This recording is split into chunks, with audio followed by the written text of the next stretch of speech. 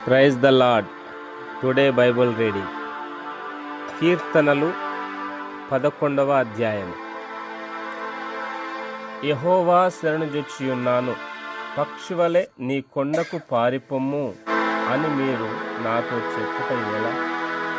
దుష్టులు విల్లెక్కు పెట్టియున్నారు, చీకటిలో యథార్థ హృదయుల మీద వేయుటకై తమ బాణములు నారియందు సంధించి ఉన్నారు.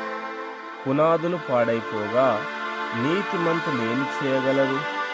యెహోవా తన పరిశుద్ధాలయములో ఉన్నాడు. యెహోవా సింహాసనము ఆకాశమందున్నది.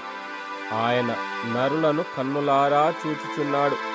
తన కనుదృష్టి చేత ఆయన వారిని పరిశీలించుచున్నాడు. యెహోవా నీతిమంతులను పరిశీలించును, దుష్టులను బలాత్కారాసక్తులను ఆయనకు అసహ్యులు.